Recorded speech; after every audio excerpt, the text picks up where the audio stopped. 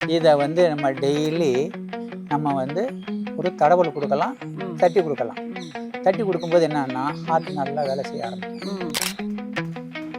அப்படியே இது பண்ணும்போது என்ன ஆகுனா நல்லா சீராக இயங்க ஆரம்பிக்கும். நல்லா துடிப்பு ஈஸியாக இருக்கும். நம்ம கண் முழிச்சு பார்க்கறதுக்குள்ளே பார்த்தா எவ்வளோ பேர் ஹார்ட் அட்டாக்ல இறந்துருக்கும். 30 முறை, 50 முறை, 108 முறை. அது கொஞ்சம் கஷ்டம். அது பழகிட்டோம்னா எந்த நோயுமே வராது.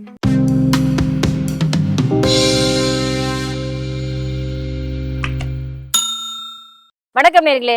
இப்போ வர்மக்கலை மூலமா இதயத்தை எப்படி ஆரோக்கியமா வச்சுக்கலாங்கிறத பத்தி டாக்டர் சுரேஷ் சார்கிட்ட கேட்கலாம். வணக்கம் சார். வணக்கம். எப்படி இருக்கீங்க? நல்லா இருக்கேன். எங்களுக்கு ஹார்ட் சம்பந்தமா ஆரோக்கியமா இருக்கணும் அப்படிங்கிறதுக்கான வர்மக்கலைகள் என்ன இருக்கோ அப்படியே சொல்லுங்க. உணவு கட்டுப்பாடு இருந்தாலும் சொல்லிடுங்க. வர்மத்தை பொறுத்த வரைக்கும் இருதயம் சார்ந்த வர்மம்னு பார்த்தீங்கன்னா நம்மளுடைய ஹார்ட் இருக்கு இல்லையா, திவலைக்காலம் சொல்லக்கூடியது. நம்ம இந்த இதோட லொக்கேஷன் பார்த்தீங்கன்னா நிப்பிள்லேருந்து ஒரு 4 விரல் மேலே.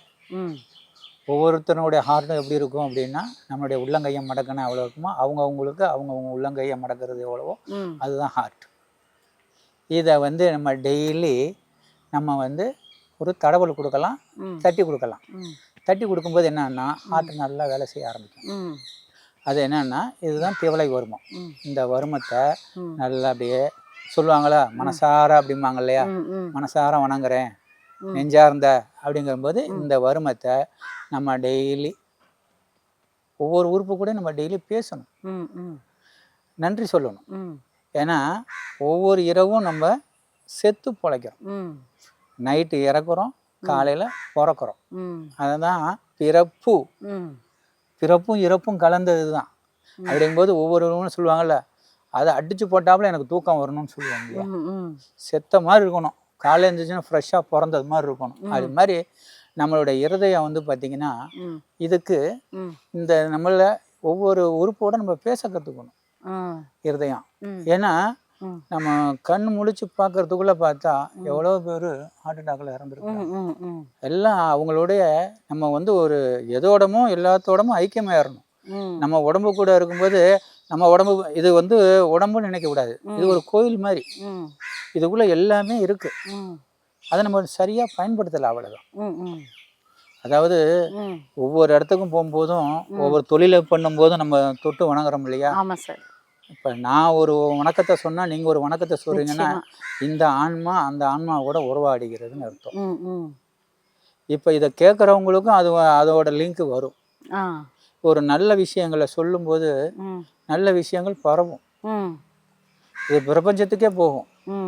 இப்போ நம்ம கோயிலுக்குள்ளே போகிறோம், கோயிலுக்குள்ளே சாமியை கும்பிட்றோம்.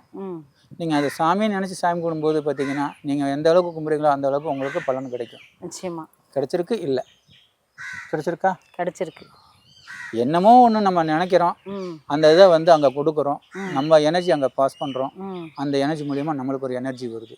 அதே மாதிரி தான் நம்ம உடம்புக்குள்ள எல்லா அவயங்களும் அவ்வளவும் சக்தி வாய்ந்தது.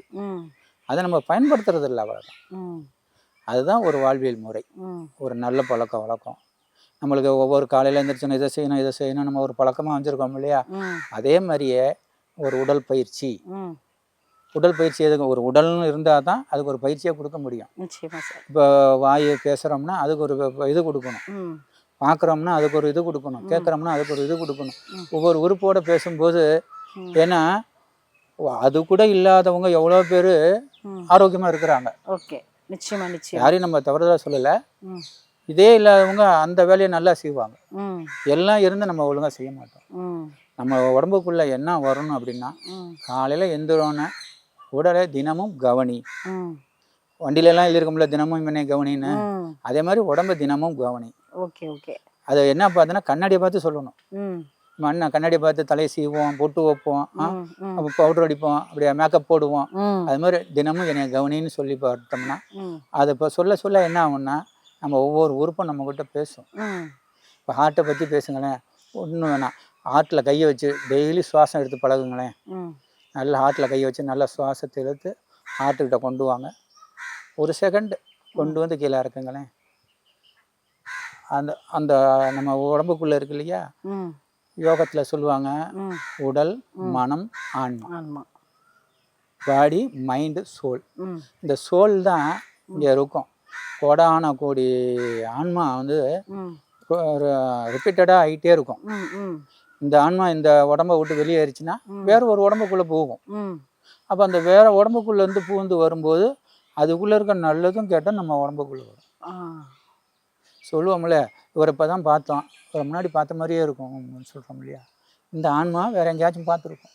நம்மளுக்கு பார்த்தீங்கன்னா ஒவ்வொரு உடம்புக்குள்ளேயும் ஒவ்வொரு ஆன்மா இருந்து பேசும், கேட்கும். இப்போ தவிக்குது, தண்ணி குடிக்கிறோம்ல, அப்போ அது கேட்குதுன்னு அர்த்தம்.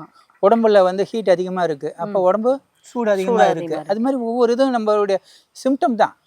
நம்ம உடம்பு தானாக பேசும், அதுக்கு தேவையானதை கேட்கும். அதே மாதிரி சுவையும் அதே மாதிரி தான். இப்போ இந்த ஒரு கிராஸ் பண்ணி ரோட்டில் போகிறோம், அந்த கடை சாப்பாடு இழுக்கும், சாப்பிடும் போல தோணும். அது மாதிரி தான் நம்ம உடம்புக்கு தேவையானது அது கேட்கும். அது நம்ம கண்ட்ரோலில் வச்சுருக்கணும். நம்ம கண்ட்ரோலில் வச்சுருந்தா உடம்பு ஆரோக்கியமாக இருக்கும். ஒரு பயிற்சி தான், இந்த பயிற்சியை நம்ம டெய்லி செய்யணும். ஒரு மனிதனுக்கு 24 மணி நேரத்தில் தினமும் 1 மணி நேரம் உடம்பை கவனிக்கணும். அது எப்போன்னாலும் சரி. எனக்கு டைம் இல்லைங்க அப்படின்னு சொல்லுவோம். இப்போ நம்ம சொல்லிடலாம் டைம் இல்லைன்னு. நாளைக்கு ஒரு பிரச்சனை வரும்போது லட்சக்கணக்கில் கொடுத்துட்டு ஆஸ்பத்திரியில் அவ்வளோ இது எடுத்து படுத்துருப்போம். அப்போ டைம் இருக்கும். இப்போ டெய்லி 1 மணி நேரம் நம்ம கவனிக்கணும். எடுத்தோன்னே நீங்கள் உங்களால் கவனிக்க முடியலனாலும் ஒரு 15 நிமிஷம், ஒரு அரை மணி நேரம், இது மாதிரி கொஞ்சம் கொஞ்சமாக பழக்கத்தினாவே ஒரு 30 நாளில் ஆட்டோமேட்டிக்காக அந்த பழக்கம் வந்துடும். நம்ம உடல் ஆரோக்கியமாக இருக்குது. அவங்கவுங்களுக்கு தெரிஞ்சதை செஞ்சாவே போதும். சில பயிற்சிகள் வாரத்தில் ஒரு நாள் நம்ம எப்படியும் ரெஸ்ட் எடுக்கிறோம், அட்லீஸ்ட் அந்த ஒரு நாள்னாச்சும் செஞ்சு பழகணும். உடம்பு ஆரோக்கியமாக வச்சுக்க ஒரு பயிற்சி. இப்போ பாருங்கள், இருதயத்துக்கு ஒரு பயிற்சி கொடுக்குறோம். நல்லா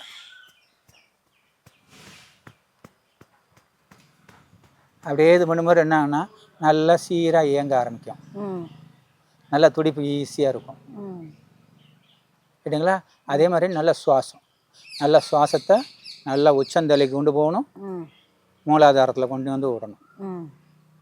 ஒரு பழமொழி கொண்டு, ஒரு ஜான் ஏறனா ஒரு முழம் சறுக்கும் கேள்விப்பட்டிருக்கீங்களா? அது என்ன? அது நம்மளுடைய மூக்குக்கும் சிரசுக்கும் உள்ளது ஜான். மூக்குக்கும் மூலாதாரத்துக்கும் உள்ளது முளம். அதுதான், ஒரு ஜான் ஏறிச்சுன்னா ஒரு முழம் சறுக்கும். நம்ம சுவாசத்தை கொண்டு போய் சிரசில் விட என்ன ஆகும்? உள்ளே இருக்க எல்லா நியூரான்ஸுக்கும் நரம்புக்கும் நல்ல எனர்ஜியை கொண்டு கொடுக்கும். அதை கொண்டாந்து மூலாதாரத்து வரைக்கும் கொண்டாந்து விடும். இந்த மூலாதாரம் தான், அந்த மூலாதாரத்தில் எல்லா நாடி நரம்புக்கும் வேலை கொடுக்கக்கூடியது. அது ஒரு கனெக்டிங் பாயிண்ட்டு மூலாதாரத்துலேருந்து சிரசு வரைக்கும். ஆனால் தான் சுவாசத்தை இழுத்து விடும்போதெல்லாம் உச்சந்தலை கொண்டு போகிறோம், மூலாதாரத்தில் கொண்டாந்து விடும். இப்படி நம்ம செய்ய என்ன ஆகும்னா, ஒரு 10 பயிற்சி, 10 முறை சுவாசம் படுத்து ஆரம்பத்தில் ஒரு 10 முறை நல்லா உச்சந்தலை கொண்டு போகணும், மூலாதாரத்தில் கொண்டாந்து விடணும். இது மாதிரி 10 முறை டெய்லி பண்ணி பழகணும்னா ஆட்டோமேட்டிக்காக ஒரு 10 முறைங்கிறது 20 முறை, 30 முறை, 50 முறை, 108 முறை. அது கொஞ்சம் கஷ்டம். அது பழகிட்டோம்னா எந்த நோயுமே வராது. சூப்பர் சார், செஞ்சு பாருங்க. ஆனால் செய்கிறது கஷ்டம். ஆனால் கஷ்டப்படாமல் இருக்கணும்னா கொஞ்சம் கஷ்டப்பட்டு தான் ஆகணும். கஷ்டம்னா பெரிய கஷ்டம் இல்லை. ஒரு வேலையை செய்கிறதுக்கு நம்ம உடம்புக்குன்னு ஒரு 20 நிமிஷம் உட்காரணும், அவ்வளோதான். அமைதியாக எந்த டிஸ்டர்பன்ஸும் இல்லாமல் நம்ம உட்காந்து சுவாசத்தை இழுத்தோம்னா விட்டோம்னா போதும். நோய்ங்கிறதே படிப்படியாக குறைய ஆரம்பிச்சிடும். எவ்வளோ பெரிய எந்த நோயாக இருந்தாலும் சரி, இதெல்லாம் சின்ன பயிற்சி செஞ்சாலே அதுக்கெல்லாம் ஒரு சப்போர்ட் பண்ணும் நல்லா. இப்போ எல்லாரும் நிறைய மாத்திரை மருந்தை சாப்பிட்றோம்னா அதை குறைக்க என்ன வழின்னா, நம்ம உடம்பை கொஞ்சம் ஆரோக்கியமாக வச்சுக்கிட்டாவே எல்லாமே படிப்படியாக குறைஞ்சிரும். நம்மளுடைய எல்லா எதுக்கு எடுத்தாலும் நம்ம என்ன பண்ணுவோம், மாத்திரை மருந்தாக சாப்பிடுவோம். அதுவும் வந்து அளவுக்கு மீறினால் என்ன ஆகுது, அமிர்தமும் நஞ்சு. அது மாதிரி தான் நம்ம உடம்புக்குள்ளார வந்து எவ்வளோ கெமிக்கலை போட்டாலும் சரி, நல்லா இது போட்டாலும் சரி, அது தேவையானதை எடுத்துக்கும்.